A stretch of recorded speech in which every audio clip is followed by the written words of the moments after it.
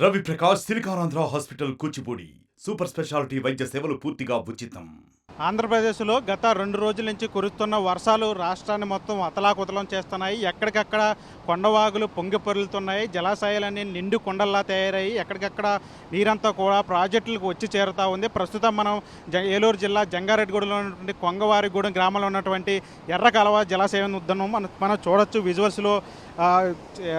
అయితే జలాశయం నుంచి వచ్చినటువంటి వాటర్ పైన ఉన్నటువంటి ఎగువన ఉన్నటువంటి తమ్మిలేరు, అదేవిధంగా గొబ్బల మంగమ్మ జలాశయాల నుంచి వచ్చినటువంటి వాటర్ అంతా కూడా ఇక్కడికి వచ్చి చేరుతూ ఉంది. గత 2 రోజుల నుంచి కురుస్తున్నటువంటి వర్షాల నేపథ్యంలో నీరంతా కూడా వచ్చి చేరుతున్న పరిస్థితి కనిపిస్తుంది. మనం చూడొచ్చు విజువల్స్లో. ఎర్రకాలువ జలాశయం ఇది. ఇక్కడి నుంచి వాటర్ అంతా కూడా అటు తాడేపల్లిగూడెం, నిడదవోలు, అదేవిధంగా దిగువన ఉన్నటువంటి మండలాలన్నిటి కూడా వెళ్తూ ఉంది. మనం చూడొచ్చు విజువల్స్లో.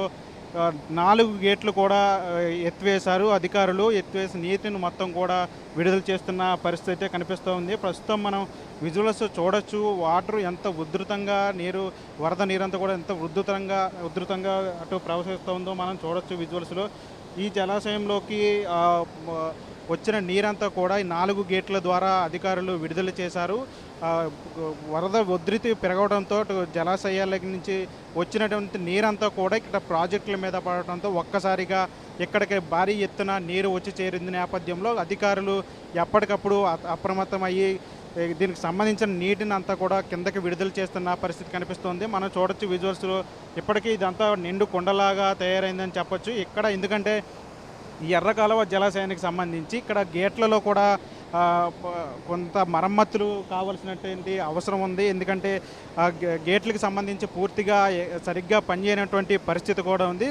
దీని నేపథ్యంలో ఇప్పుడు ఇంత భారీ ఎత్తున వరద వస్తున్న నేపథ్యంలో గేట్లు కూడా కొద్దిగా వీక్గా ఉన్నట్టు కూడా చెప్తా ఉన్నారు స్థానికులు. వీటి మీద కూడా దృష్టి పెట్టాల్సిన అవసరం ఉంది. ఎందుకంటే వచ్చింది వర్షాకాలం కాబట్టి ఇప్పుడు ఇట్లాంటి భారీ ఎత్తున వర్షాలు వచ్చిన నేపథ్యంలో ఈ జలాశయాలన్నీ కూడా ఈ నిండు కొండలా తయారవుతాయి కాబట్టి వీటి మీద కూడా నిర్వహణ సంబంధించి కూడా అధికారులు నిర్లక్ష్యం చేశారన్నట్టు కూడా చెప్తా ఉన్నారు. మరోవైపు చూడొచ్చు మనం విజువల్స్లో నిండు కొండలాగా తలపిస్తూ ఉంది. ఏదైతే జలాశయం మొత్తం అంతా కూడా నిండు కొండలా తలపిస్తూ ఉంది. ఇక్కడ దీనికి సంబంధించి అటు రిటర్నింగ్ వాల్స్ ఉన్నాయి. ఎందుకంటే కింద ఉన్నటువంటి అన్నీ కూడా వ్యవసాయ భూములు. అక్కడ ఎంతోమంది వేలాది ఎకరాలు పంటలు పండిస్తూ ఉన్న నేపథ్యం కనిపిస్తోంది. ఎందుకంటే ఈ జలాశయానికి సంబంధించి ముందు ఉన్నటువంటి రిటైనింగ్ వాల్ ఆ కుడివైపున ఉన్నటువంటి ఇది మన విజువల్స్లో చూస్తున్న ఇది ఎగువన ఉన్నటువంటి రిటైనింగ్ వాల్స్.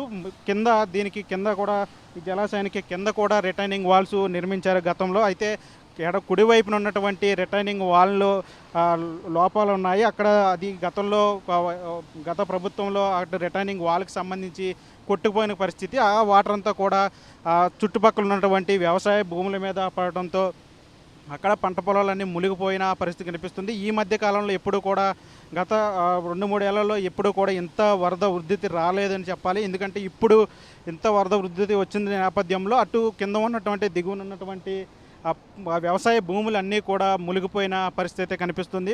మొత్తంగా చూసుకుంటే ఇక్కడ ఎర్రకాలువ సంబంధించి మొత్తం వరద నీరంతా కూడా కిందకి 4 గేట్ల ద్వారా విడుదల చేస్తున్నారు.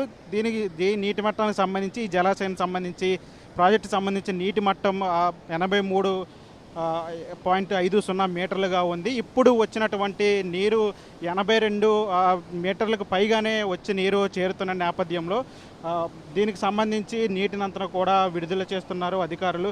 గంటకు 72,111 క్యూసెక్ల వాటరు ఇక్కడికి వచ్చి చేరుతున్న నేపథ్యంలో 10-11 క్యూసెక్ల వాటర్ని అధికారులు విడుదల చేస్తున్నారు ఎప్పటికప్పుడు విడుదల చేసినప్పటికీ కూడా నీరంతా కూడా ఇక్కడికి వచ్చి చేరుతున్న నేపథ్యంలో చుట్టుపక్కల గ్రామాల ప్రజలందరూ కూడా భయాందోళనకు గురవుతున్న పరిస్థితి కనిపిస్తుంది. ముఖ్యంగా ఈ ప్రాజెక్టు సంబంధించి నీరంతా కూడా ఇటు జంగారెడ్డిగూడెం, కొయ్యలగూడెం, నల్లజర్ల, తాడేపల్లిగూడెం, నిడదవోలు గ్రామాల మండలాల మీదుగా వెళ్తుంది. అక్కడ ఉన్నటువంటి లోతట్టు ప్రాంతాలకు సంబంధించి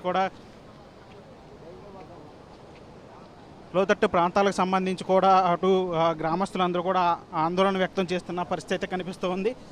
ఈ జలాశయానికి సంబంధించి ఇప్పుడు ఉన్నటువంటి నీరంతా కూడా ఇక్కడ మనం చూడొచ్చు విజువల్స్లో. ఇదంతా కూడా ఒక నిండు కొండలాగా తలపిస్తూ ఉంది.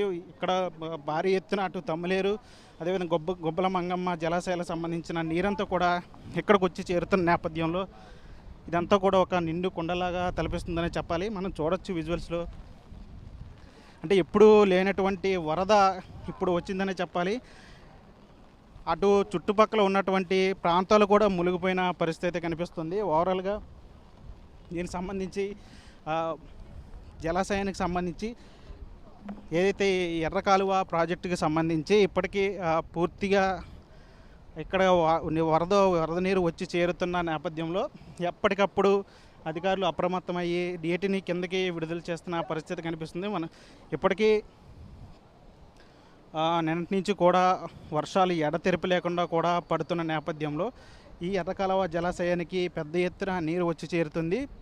మొత్తంగా చూసుకుంటే ఇక్కడ ఎర్ర కాలువకు సంబంధించి ప్రాజెక్టుకు సంబంధించి పూర్తిగా 4 గేట్లను కూడా ఎత్తి అధికారులు కిందకి నీటిని విడుదల చేస్తున్నారు. మరోవైపు ఏదైతే నల్లజల్ల, కొయ్యలగూడెం, తాడేపల్లిగూడెం, నిడదోలు ప్రాంతాల్లో ఉన్నటువంటి ప్రజలు అప్రమత్తంగా ఉండాలని అధికారులు ఎప్పటికప్పుడు సూచనలు చేస్తున్న పరిస్థితి కనిపిస్తుంది. మొత్తంగా ఎర్ర కాలువకు సంబంధించి ఇక్కడ ప్రాజెక్టు మాత్రం నిండు కుండలా తలపిస్తుంది.